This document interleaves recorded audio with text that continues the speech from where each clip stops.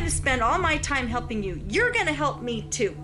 Well, tell me about your name. And then, I didn't say it right, or I didn't want to say it. And then she just snaps like, if you're going to do this, you're going to do this right. So I don't think I've ever shared this before. A once popular parenting YouTuber, Ruby Franke, will spend up to 60 years in prison. After that video came out and the controversy started hitting, she ran into the living room and she was like, you did that on purpose. You knew what you did. You knew what you were saying. And she was just yelling, and I haven't seen this side of her in a long time. And then my dad actually came down and was like, you need to get away from him.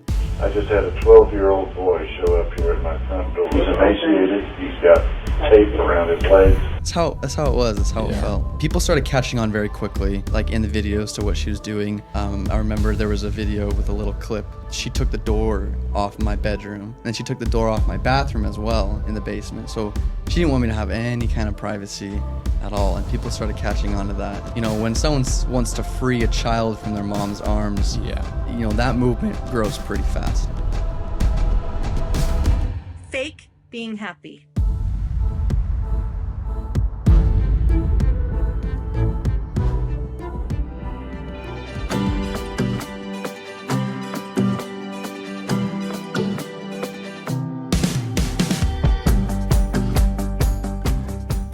Chad, welcome to The Squeeze. Thank you for having me. We're so excited to have you. So backstory here, I DM'd Chad not long ago. We made this happen fairly quickly. Yep. Telling him we would love to have him on the show, and he didn't see my DM immediately, but not too long after he saw it, and I got a response, and I was so excited. You'll forgive him for not seeing it right away? Yeah, I'll forgive him. You were excited. No, I was excited. I got lost in all my DMs, and I went to top, they kind of filter through the top, and the top one was you, and I was like, what in the world? So I thought it was funny. fake at first, so. Yes. That blue check mark helps sometimes. Yeah. Too bad you can buy him now. Well, we're just so thankful to have you with us, and I'm sure a lot of people know your backstory, and we'll dive into it a little bit today. But we find that so often with these true crime stories, a lot of the tension is on the offender and less more so on the victims, and those are the people that really truly matter in these stories. And so we're just excited to sit down with you and just to hear your story and hear more about you, learn more about you, and where you're at today. Yeah. So, I think to start off, you grew up very much in the public eye on your mom's YouTube channel, 8 Passengers, which had millions of followers. It was large, I remember. When did it start? Yeah, I think I was around 8 years old, so it was 2013, 2014, or 2015, one of those years. Okay. So pretty early on when I was a kid. Okay. Yeah. When did it take off? Was it just right off the bat that it was a thing, or was there a certain point after you guys have been doing it for a while, you're like, oh, this is really picking up? Yeah, it definitely didn't get big at first.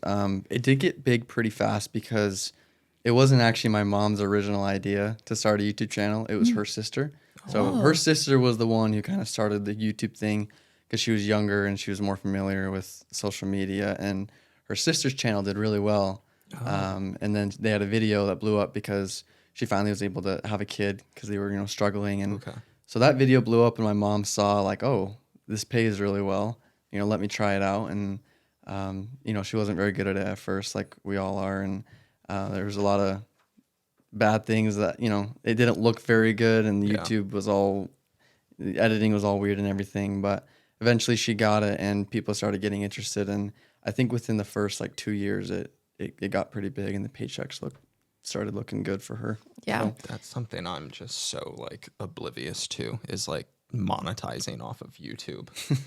And it feels like YouTube channels are so hard to actually build to massive numbers. there's so many, so much competition, and So, we have some friends that do YouTube, and Taylor recently learned what they make, and he was like, how? That doesn't even Why haven't make I sense. been doing YouTube? Where's my YouTube channel? Yeah.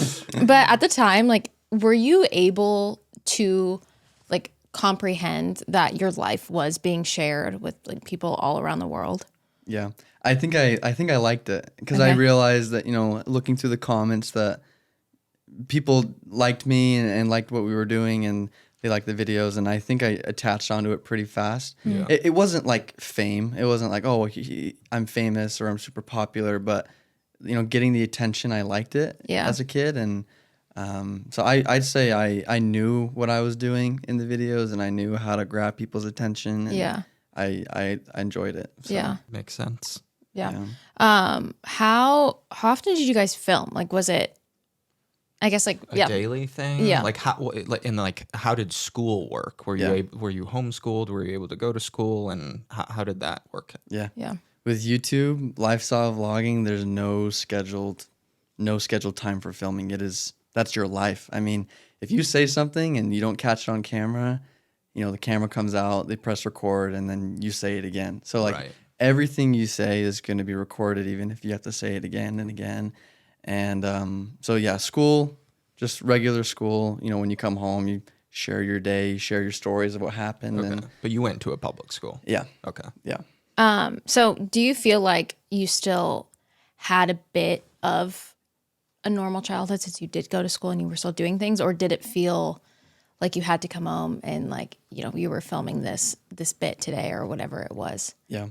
Yeah. I think as a child, I had a very normal childhood, like from the age 8 to 14. I think I had a very good, still hang out with friends and you can have your private life, and Yeah.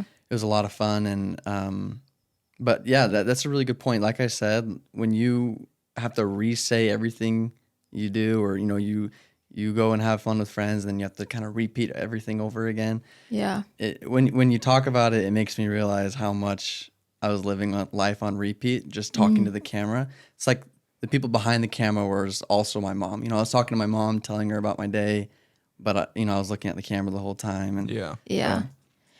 Do you feel like your moments of, like, looking back now, moments of, joy or your struggles as a kid, like, do you just feel like that was kind of viewed as content rather than like maybe addressing, like actually congratulating you or like addressing the problem that may have been going on? Yeah, no, that's a great point. I think when it comes to entertainment, if I was just to like live my everyday, no drama, no pain, nothing, that's not very good content. So Yeah. I think my mom knew very quickly that if I mean, even if someone like fell and hit their head, or if I had a bad day at school, or the principal called me into his office, Yeah. that's drama. That's, that's pain, that's content. And I think she really knew that and fed off of it. So the camera would mostly come out when something entertaining was happening, or even if I was in pain or if I fell or,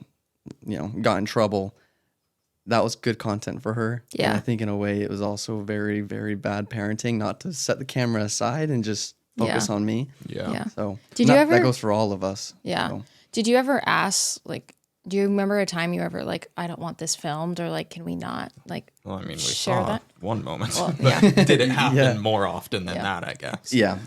She was very persuasive in a way where it was like, hey, I don't want this to be filmed. And, she would put it aside for a second. She'd be like, okay, we won't film it. And then once she kind of had a conversation and I started softening up a little bit, that's when she'd pull it back out. She's like, okay, he's calmed down a little bit. Right. So, yeah, she's very good in a sense of like not being, I mean, very early on, it was very easy because the paychecks weren't that big, and, it was fun at first. And then, then she realized, this is a set, our home is a set, and we have to say certain things to catch the audience's eye. And yeah, I, start saying things just to make the camera happy, make the viewers happy. And Yeah. yeah, so you're very much right on that. Okay, Lemon Drops, I'm so excited about our next sponsor because I actually went to my bathroom vanity and grabbed this out for this ad. This is Caudaly's Vino Perfect Serum. If you guys have not heard of this, you clearly have not been on social media. No, I'm just kidding. I actually first saw this product. I had no idea what it was. I saw it on one of my favorite makeup artists on TikTok. She uses it all the time. And then I started seeing it everywhere. And then I was like, I have to get my hands on it. This is clinically proven to visibly reduce dark spots by 63% after just one bottle and effective on all types of dark spots caused by sun, acne, and pregnancy. When I tell you I absolutely love this product, I use it morning and night. It is God sent. There's a reason why I see it so much on social media. It's because it actually works. I have seen such a difference in my skin. I really struggle with dark spots. When I get acne, I scar like so easily and it just turns into these dark spots. And it's really hard for my skin just because of its pigment for them to go away. But this Vino Perfect Serum truly has come to my rescue. If you struggle with dark spots at all, or you just feel like your skin needs a little extra oomph, you need to check out this product because I can guarantee you, you will love it. I love it. Lemon drops. I think you're really going to enjoy it. It's available at Sephora or Codally.com. It is their Vino Perfect Serum. I'll give you a little ASMR. Go and check it out. The squeeze is brought to you by Belly Welly. You've probably seen Belly Welly powders viral on TikTok. They're literally always sold out. But Belly Welly is a doctor-formulated gut health powder. It's the perfect 3-in-1 mix to deep bloat with fiber and probiotics, glow with collagen, and hydrate with electrolytes. We know that your girl here struggles with gut issues, bloat. It has truly been a lifelong journey for me, and Belly Welly truly has come to the rescue. I've been drinking it every single morning in my morning water, and I'm literally going to use my own code to buy myself more because I'm actually obsessed with it. Belly Welly is doctor formulated and science backed. It took them nearly 2 years to create this powder, and I love it because unlike others, it actually works. Everything is third-party tested and made with premium ingredients. You can multitask, habit stack all in one powder. Easy to throw it in your Stanley. They have delicious flavors like watermelon, peach, mango, strawberry lemonade, and they aren't packed with sugar. I'm obsessed with these Belly Welly powders, and like I said, they tend to sell out, and they never really give discount codes, so go to bellywelly.com and use our exclusive code, guys, exclusive. Code SQUEEZE20 at checkout for 20% off your order. That's BELLIWELLI.com and use code SQUEEZE20 for 20% off your entire order. That's BELLIWELLI.com and use code SQUEEZE20 for 20% off your entire order. Okay, Lemon Drops, I have some exciting news for you. Simply has launched a new prebiotic soda called Simply Pop, the new juicy soda. This new juicy soda comes in 5 flavors. They have pineapple mango, lime, strawberry, citrus punch, and fruit punch. Simply Pop is the new fruit-forward bevy of prebiotic sodas made with 6 grams of prebiotic fiber to support gut health and vitamin C and zinc to support immune health. Something that I love about this new Simply Pop is there is no added sugar. So many of these drinks add sugar, but you're getting an amazing taste with no added sugar. I love a little 2-3 p.m., a little treat, just a little something for me. And Simply Pop has been that go-to for me. I would say my favorite flavor is either the lime. I am such a lime girl through and through. But also the fruit punch is pretty good. But I'm torn between those. Don't make me pick one because I can't pick. But you guys need to try Simply Pop out. It is so yummy. You can find Simply Pop and any of its 5 juicy flavors by visiting them online at cokeurl.com/simplypop.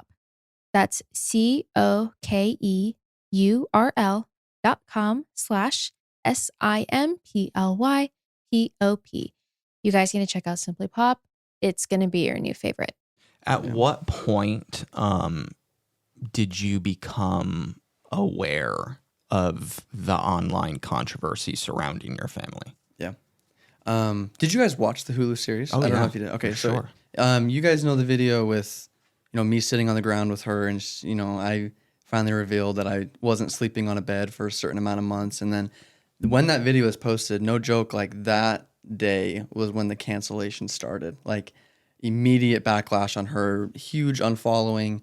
I don't know much about news outlets, but basically TikTok was the big push to kind of cancel her. Yeah. And that's when I started seeing her panic a little bit. And I remember sitting in the living room just doing my homework. And I don't think I've ever shared this before, but she ran in from her room. And do you guys swear on this You're allowed, yes. Go right. I don't know. And she, you know, this is when she was peak in therapy with Jody. And, you know, she was very clean mouthed and, you know, she was very peaceful and quiet. But after that video came out and the controversy started hitting, she ran into the living room and she was like, "You bitch, you did that on purpose. You knew what you did. You knew what you were saying." And she was just yelling. And I haven't seen this side of her in a long time, like a very, very long time. And I was like, "I don't know what you're talking about. Like, I know people are upset with you." And then my dad actually came down and was like, "Ruby, you need to like leave. Like, you need to get away from him. He obviously didn't plan this. He didn't plan for you to get canceled." And How old were you at that point? I was 15, Okay. 15 or 16. And you Yeah. had been sleeping on a beanbag Yeah. for how long? 7 months. So Okay. yeah, almost, yeah, a little over a And year. that's what this incident is over. Yeah. Okay. Yeah, people were really upset about that. And just because she said it so casually, like, "Yeah, he's been sleeping on the floor. Yeah, he doesn't have a bedroom or a bed." Yeah. And people started catching on very quickly, like in the videos, to what she was doing. I remember there was a video with a little clip, and it was she took the door off my bedroom that I had, and I wasn't sleeping in there, but she still took the door off. And then she took the door off my bathroom as well in the basement. So she didn't want me to have any kind of privacy at all. And people started catching on to that. And yeah, the hate started growing and growing and growing. And then, yeah, she kind of just left it. So Yeah. just left YouTube completely. When you start seeing the online hate, or you know, people questioning Yeah. your parents, because like these are your parents, Yeah. they start questioning things that they're doing at that age, like whose side are you on? Yeah. Or because I could imagine that there's maybe a bit of like at first like defensiveness where you're like, you know, I mean, you're still a kid. Yeah. And people are questioning your life. They're questioning your parents, how you're being raised. Or were you already at a breaking point where you were, you know, seeing those comments and you're like, yeah, I'm living that right now. Yeah. Yeah. I wasn't active on social media, me personally, during that. So I saw what they were saying, but I didn't really take it. I wouldn't really reply to it or post it.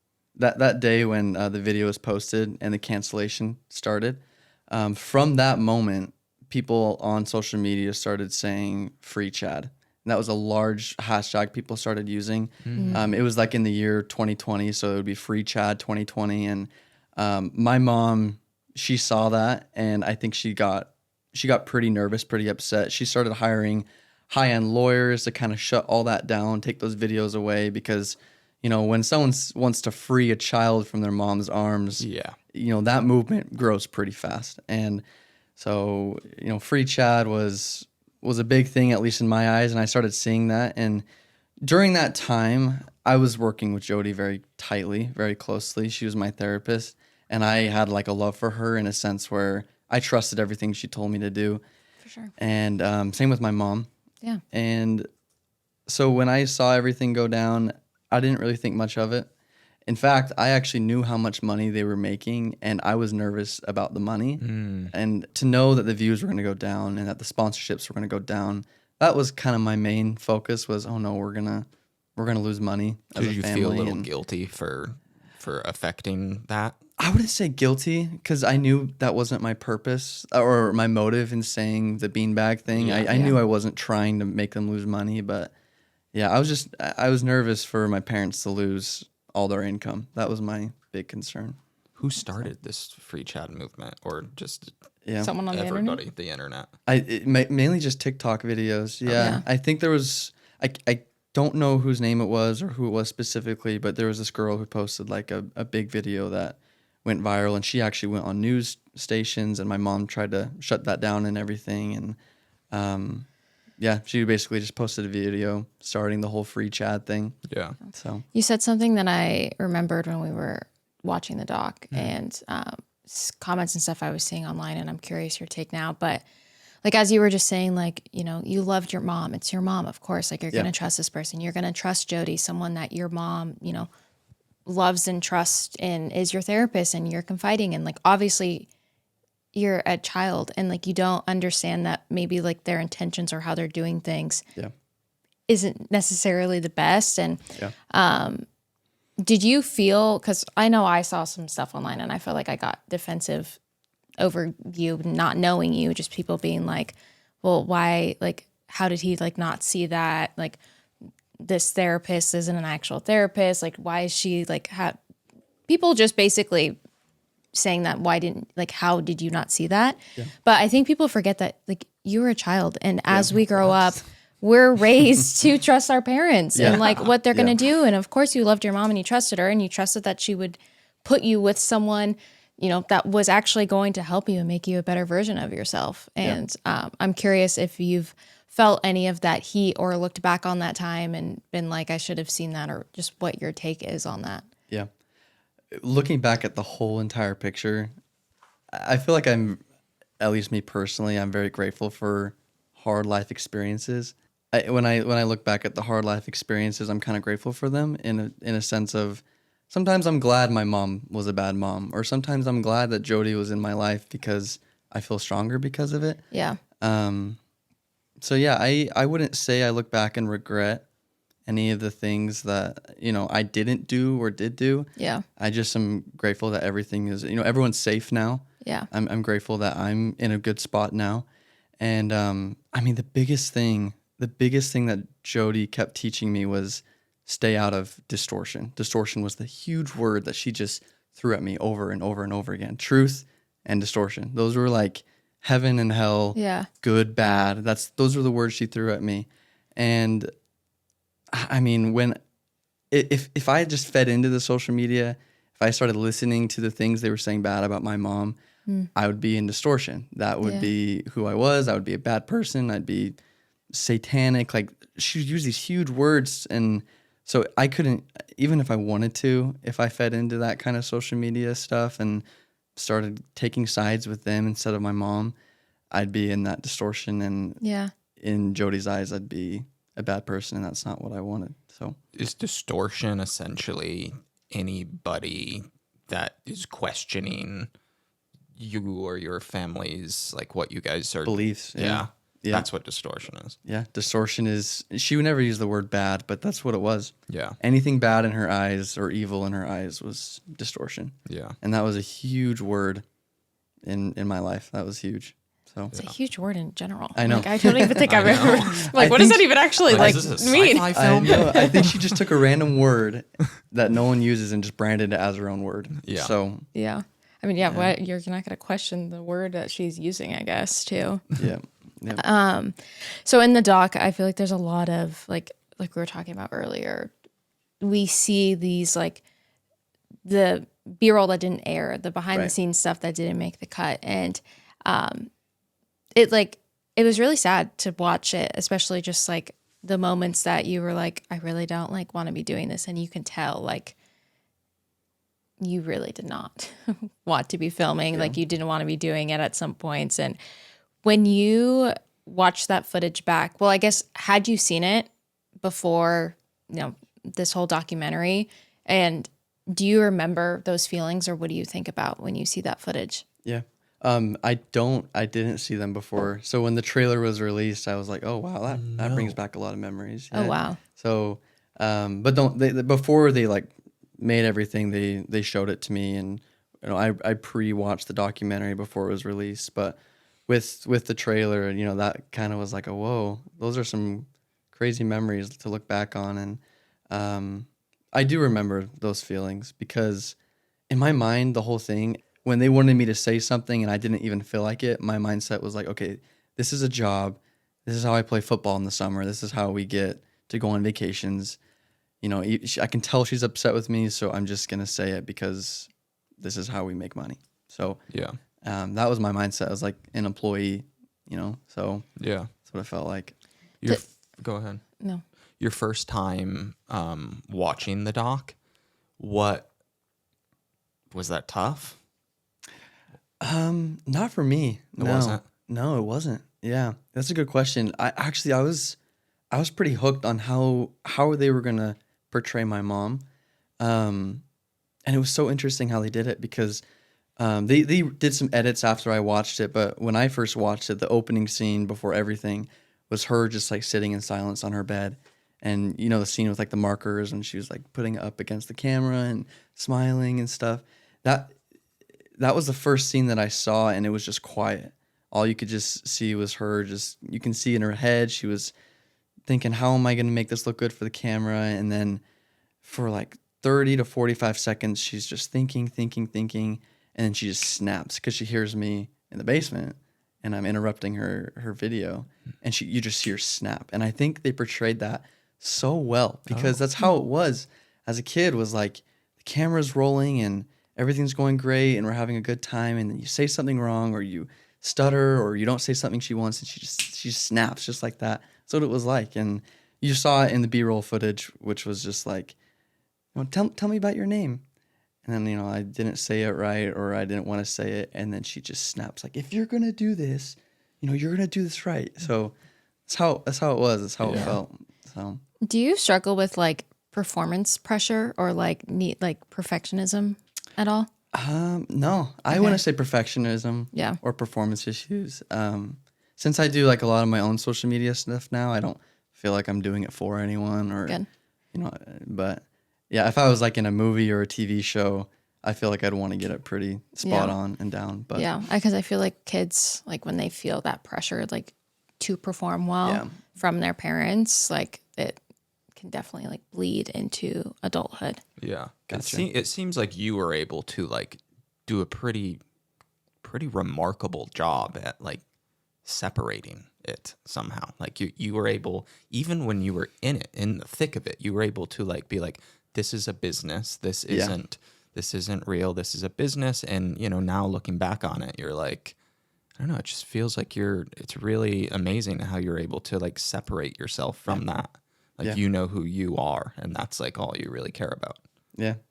Man, I feel like we had a moment there. You just like described who I was. That's great. That was awesome. Okay.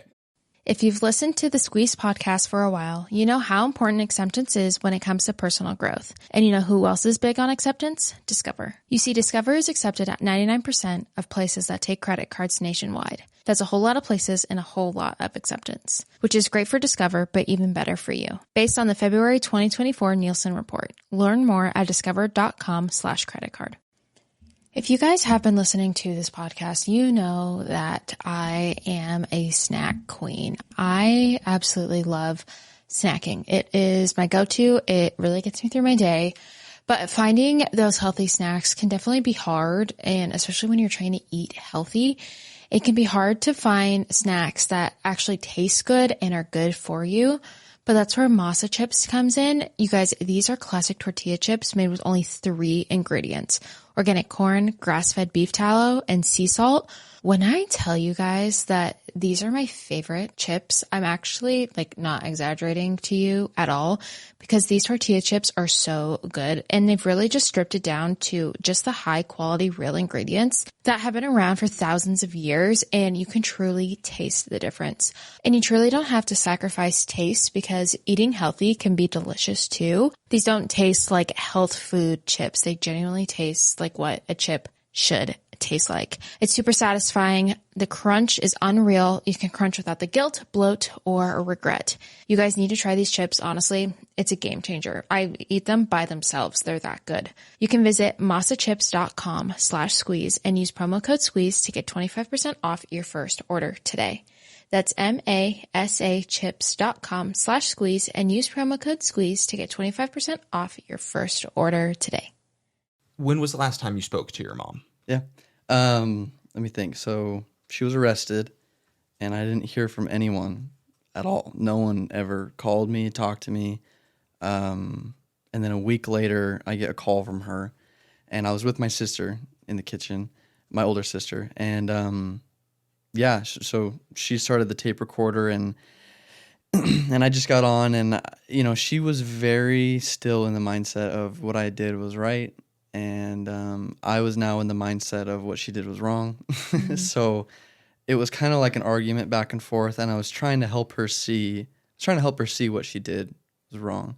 And we were talking in very spiritual ways, because that's the way she talks, and relating it to scriptural stories. And that's basically how we talked. Like, Mom, Jesus wouldn't do this, Mom, Jesus wouldn't do that, Jesus wouldn't hurt her kids like this. And it was the first, and I'm serious, this is the first time anyone has ever fought back on her, at least someone who's close to her. This is the first time someone has fought back on her in a long, long time. Yeah.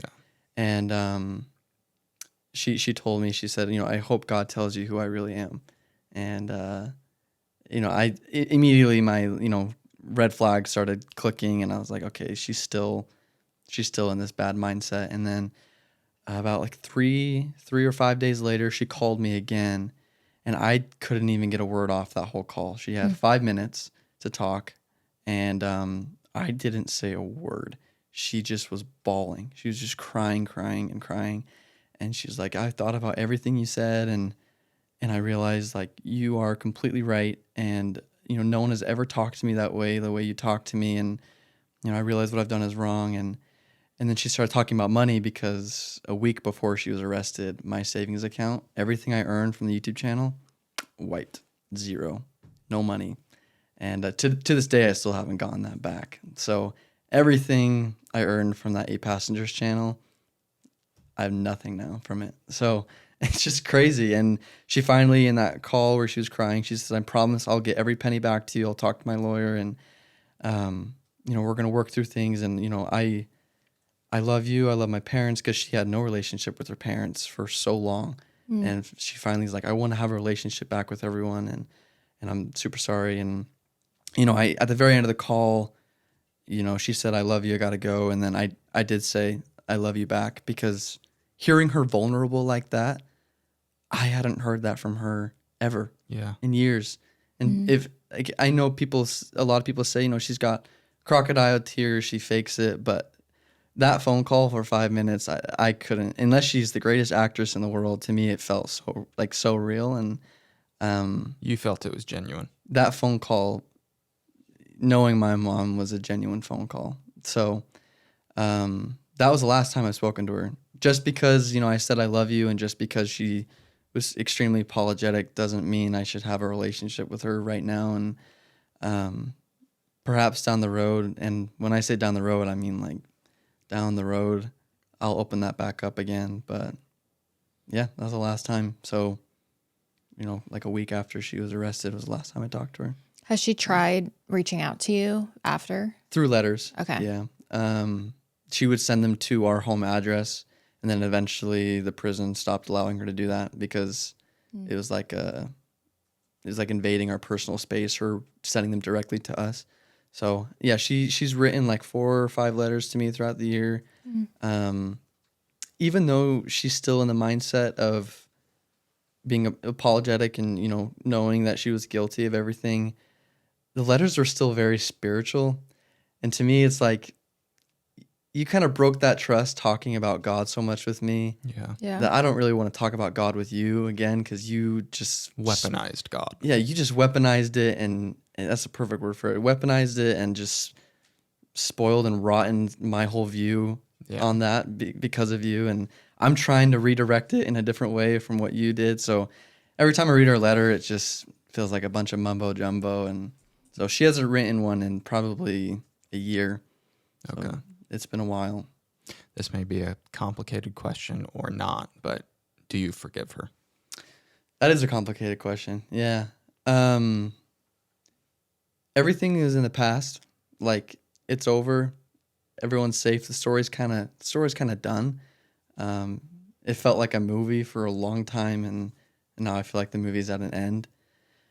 That is a complicated question, because I do forgive her in a sense of, I want her to from now on live the best life she possibly can. I want her to be a better person. I want her to, eventually grow up to have relationships again, and be safe with people and trust people, so people can trust her too. And I wish her the complete best. But seeing the action she did, it's like, I can't just forget about that and then forgive her and have a full relationship with her again. Yeah. But the word forgiveness, I love that word, and I love the thought of forgiving someone and still loving someone. So I feel like I'm on the fence of, loving them and forgiving them, but not having a relationship with them. So I love that. That's a healthy boundary right there. Yeah. Yeah. It's a very healthy boundary. when you were just talking, I was thinking of a couple things, but what is your relationship with religion? Is that something that you still want to partake in, or do you just feel like you're kind of over it? Yeah, I'm still very much a Christian. I know a lot of people think that the Mormon religion is not Christian, but I pray to Jesus, and I have a very profound love for him, and everything that my mom and Jody taught me, it was just, they took like the Christian religion and just exploded it into some extreme beliefs. Yeah. And so I think in the last year and a half, 2 years, I've been just trying to shave down. It's like if someone gave me ice cream that's really good and they added like pickles to it. I feel like I'm slowly just like getting the pickles out, because I think the religion itself is beautiful and amazing and really simple at its base. Relationship with Jesus. Yeah, my relationship with Jesus and God, and I think it was just spoiled so much. I'm slowly starting to pick out the sour parts and that they taught me. So I don't like look at someone who smokes and vapes now, and because I used to just be like, oh, they're distorted. I don't want to be around anyone who lives in distortion at all. And so, but now I feel like, okay, now I'm starting to allow some distortion into my life, and it starts to feel good, because now I can feel like I love anyone I'm around, and that's my basis. Is no matter who I'm around, I just want to love them for the person they are. Yeah, so I love that. I love that. Yeah, It's so special. Last thing before we move on to our next part, but I'm curious. You talked about your first call with your mom, like really talking about how you knew that what she did was wrong. Was there a point when you started to realize that like everything that she had put you through was not right, or was it just a gradual thing over time? People started telling you that wasn't good. it was very gradual. Yeah. In fact, in the first like week or two, I was totally on her side for everything. Yeah. And I said this in the documentary, as sad as it is to say, like when she described the abuse as saving the kids from demons, I believed that. I truly did, because I was fed all the spiritual You knew stuff, nothing else. and that's all I knew for a long time. And I believed that, and it was really hard for me to detox from that. And it definitely was a gradual thing. It was a big gradual thing. And social media is not the best place for answers or truth, but I will say some of the videos they posted about like my past in 8 Passengers, they posted some 8 Passengers videos. Watching those videos, they started to make me realize like, okay, yeah, that was definitely bad. Oh, okay, yeah, she was definitely in the wrong right there. And so watching those videos, I slowly realized, okay, 8 Passengers wasn't a very healthy film style. Yeah. When you think back on your childhood, do you have fond memories? Is it something you don't really like to think about? Yeah. Of course I have fond memories, but I think everything before Jody, I have just blocked out of my mind completely. It's probably the worst way I should be going about it, but I don't know.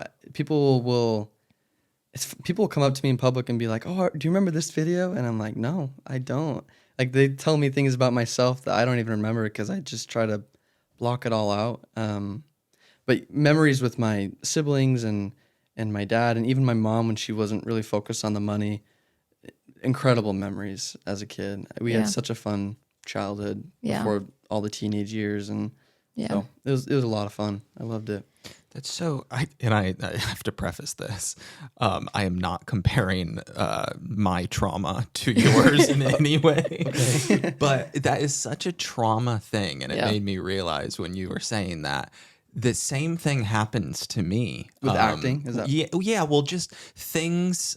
There's like a certain point in my life where I just don't really remember things before, and people will do the same thing. Like, I mean, friends, they'll be like, "Hey, remember that time we did this and that?" And I just, there's so many things I don't have any recollection of. Yeah. And it has to be some sort of trauma response. 100%. Association. Yeah, it's so weird. So it freaks me out sometimes. Like friends or family will be like, "You remember when you did this?" I'm like, "No." Yeah. And I'm like, what the heck is wrong with my brain? Yeah. So true. I think it's a normal response. Yeah. Wait, what was the word you described it as? Disassociation? Yeah. Dissociation. Okay. Wow. Why was that? Dissociation. We said distorted way too much of this, and I'm like mixing my words up now. Yeah, dissociate. You're dissociating from things. Yeah. Gotcha. From the distortion. From the dissociating from the distortion. Awesome. I'd love to know what your relationship is like with your dad, with your sister, with your siblings, because I feel like when people go through traumatic events together, I feel like it can either go two ways. It can either be like you're trauma bonded, you need this person, you need them by your side for everything, or it's you see the person and you're reminded of that trauma, so you don't really want a relationship with them. Yeah, that's a good point. Where do you stand with that? Yeah.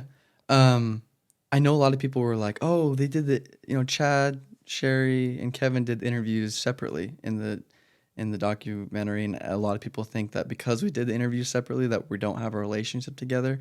The producers actually did that on purpose because they didn't want our stories to be intertwined. Yeah. They didn't want the story to be all messed up if we agree with one person, but we don't actually view it that way. But so just because we did the interview separately does not mean that we don't like see each other. We still have weekly Sunday dinners, and everyone is we're all in a very tight-knit group, and everyone is safe and happy, and we all love each other.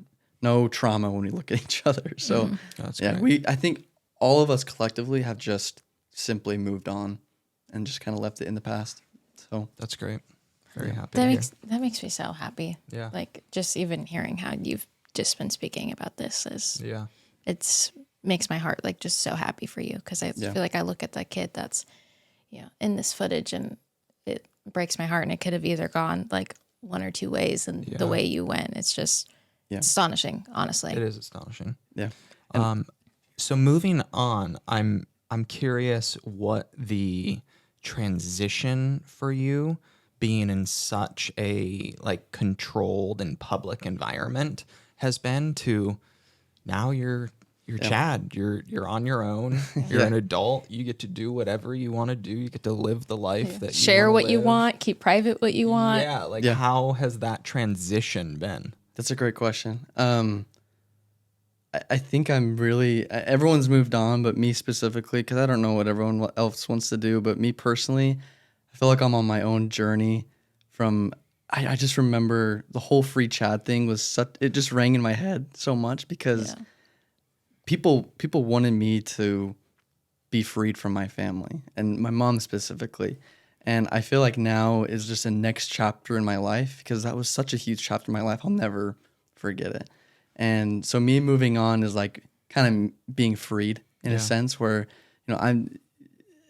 people that watched me and watched me grow up, I'm in like a whole different side of life now. Yeah. Where, I'm an adult. I'm not a teenager. I'm not making content from my mom anymore. And, I don't know. I feel like I'm very freed in a sense. And as an adult, I can kind of do whatever I want. So I want people to kind of, especially people who knew me as a kid, to be able to wear a part of me and my journey and what, I do and did. And so me and my team, we created a clothing brand. And based off of the free Chad thing, we are saying we're freed. Me personally, I'm freed now. And it's a way for anyone to be able to wear that part of me and say, I don't know, kids just feel like they're really being controlled and really tight-knit from their parents. And, I want them to be able to have a chance to have their own voice and to be able to wear a shirt, be able to wear a sweatshirt, just to be able to say freed. To me, that just sends a great message. And so that's something I'm working on right now. Hasn't launched yet, but it will soon. And it's going to be really good. So I'm really excited about it. We looking at like this year? Yeah. Okay. Yeah. Within probably the next 3 to 6 months. Okay. So, Well, stay tuned. yeah. I'll send you guys a package. I love it. I'm curious what your relationship is like with social media now. Yeah. Great 'Cause you're question. so good on I've seen some of your videos and like the way that you're able to have like the humor, like the frickin' beanbag the thing? beanbag video. Was that on TikTok? Yeah. I think so, yeah. So funny. But yeah, I was thinking that too. I'm like, was that scary? Like jumping back into? It was. No, you had a great point. It was because I was doing different kind of content than from what my mom was doing. Yeah. The whole lifestyle, vlogging kind of stuff, especially on YouTube, that's kind of died down. That's not content people really watch anymore. And, some people do. But to me, it was a whole different side of things where it's like, okay, I now control my social media. I can do what I want. And with TikTok, I mean, TikTok trends are so fun because you can just be funny with it. You can just be stupid with it. And that's kind of where my personality shines the most, is on like TikTok, where I can just make a stupid video. For some reason, millions of people want to watch it. Yeah. And it's just interesting. So social media is fun for me now. It's not really like a job. Yeah. So yeah, I don't take it too seriously, but it's just a lot of fun. Love that for you. Do you think when you have kids, will you share them on social media? Yeah, I'm in a spot now where I'm trying to move on from social media. I will never. My girlfriend has made it very clear, like, when we have kids, you're done with social media. Like, you're not doing that. I'm trying to move on with a clothing brand and trying to do my own real estate deals and moving away from social media completely. What my sister has done, I mean, I don't know if you're up to date with my older sister Sherry, but she actually wrote a bill like into law in Utah that is, it requires any kind of social media that involves children, they must be paid a certain amount. I mean, she basically like put that whole thing together. I mean, she's doing fantastic. She's trying to get that in every single state, where it's just like children that are on social media need to be paid actors. They need to actually be monetized and watched under like a trust. So yeah, she's doing incredible with that, and I am 100% on her side with that. I know a lot of like YouTubers are scared of her, and YouTube moms are scared of her because that money going to like, it's like a large portion of the money going to the kids. The parents can't even touch it. So, I think what she's doing is great. I'm curious, what do you want people to know or understand about you, who you truly are, aside from this Chad that's been portrayed on social media and what the internet may think about you? Or what you think the biggest misconception about you is. Yeah. I'd say people are really nice to me on social media. I don't think anyone has misconceptions. The biggest misconception, I think, is I'm actually shocked with how many people actually believe this, that like I'm still brainwashed in a sense, where me saying that I love my mom just for being my mom, people really think that I'm still in a brainwashed state. And I'm like shocked by that. It's like, to me, she's still my mom, and like what she did is terrible. And I won't have a relationship with her, and I don't have a relationship with her, but I can still say I love someone. And I think a lot of people, they're shocked by that, and they think I'm still in a brainwashed state. Yeah. So that's one thing I know I can't like just clear by saying it, that I'm not brainwashed, but yeah, that's one thing that kind of bugs me, but that's fine.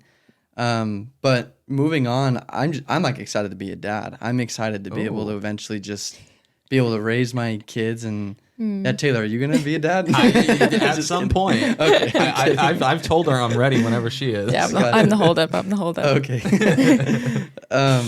But yeah, I'm excited to be a dad eventually, and I'm just gonna. I mean, this might be I feel like Gen X millennial parents were kind of helicopter parents. But I feel like Gen Z parents are going to be bad parents because they just let their kids do whatever they want.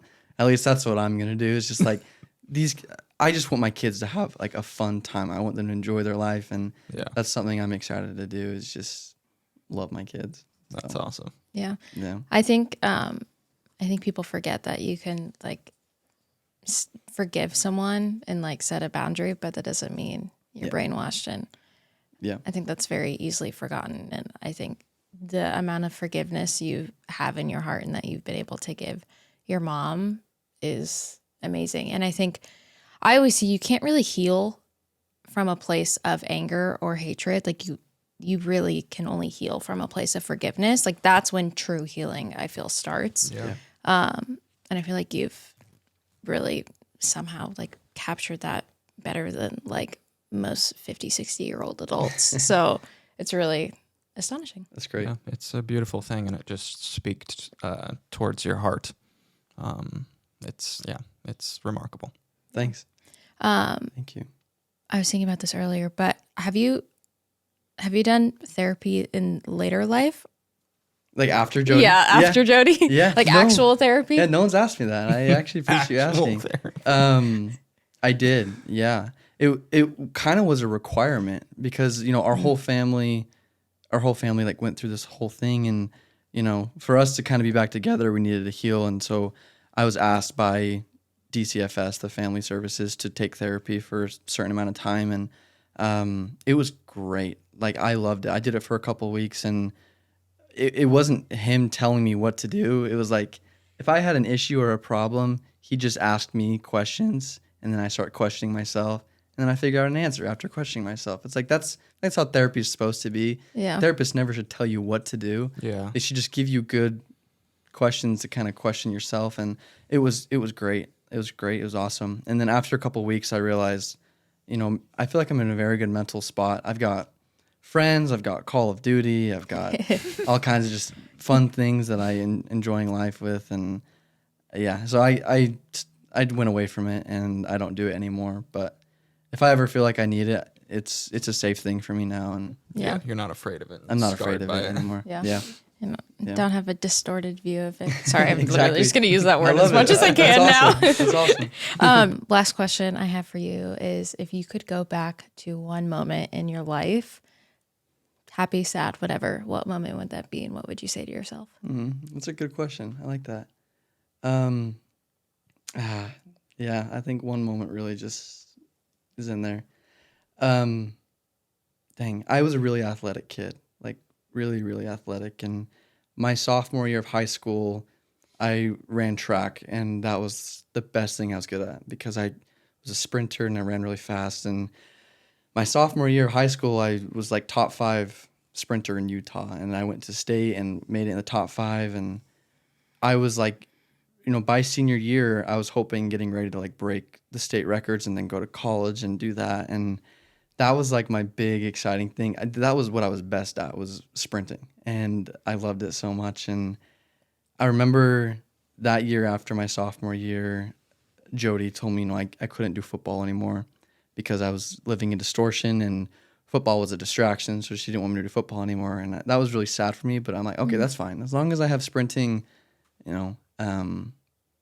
I cannot play football, and that's fine. Yeah. And then I remember, like, as she started taking away more and more things, I could see it coming, that she was going to take away track as well. And this was actually when she was living in our home, and we would have our meetings upstairs. And I remember, we had our weekly therapy session, and she brought me in, and she said, "Hey, Chad, I know you've been expecting this, but me, your mom, and dad, we're going to not have you run track this next season." And I was never emotional with her. We were very straightforward business, working on our spiritual self. But when she said that, I cried like a baby, and I would never, ever, ever question her. But in that moment, I was like begging her, like, can you please, take everything away from me, but please don't take this away from me. Yeah. And that was just because those were my best friends were. That's where my relationships was in track. And I know it's such a small thing, just running a high school track team, but to me, that was like everything. Yeah. And her taking that away from me, I think that was just the final thing that just, I became numb and cold after that. For sure. Because nothing else could be taken away from me after that. Even when my mom was arrested and I found out about my siblings, I think from her taking away track, I became so cold and numb to like bad news, I didn't even flinch. When I heard my mom was arrested, I didn't even have any emotion. Yeah. Just because my favorite thing in the world was taken from me. And if I could go back, that's the one thing that I would have snuck out of the house just to go to track practice, or snuck out of the house to go run at track meets. Like, that to me was everything. And I mean, I don't have like the legs I did as a teen, like a high schooler anymore. So, that's not something I'm going to do, and that's fine. But at the moment, that was just everything. And if I could go back, I'd just rebel for that one thing. Yeah. So. Yeah. It was your love and passion. So Yeah. it makes complete sense. But I mean, I think I could speak for both of us here that have enjoyed sitting and talking with you so much. It's been just so cool to see like where you're at in this healing process, and the love that you have for life, honestly, and the love that you have for people. Yeah. And I think people can learn a lot from you, and the forgiveness that you've shown your mom. Because a lot of people don't forgive people, and the people that they aren't forgiving have done a lot less worse things than your mom did. Yeah. And so I think it's a good reminder, like, to have forgiveness for people, and that's where you can find true love and healing. And yeah. Beautiful. Well, thank you guys. Thank you. Appreciate it. We're excited for some freed clothing in the Of course. future. Yeah. Get us on the PR. Yeah, of course. Yeah. Thanks, Chad. Of course.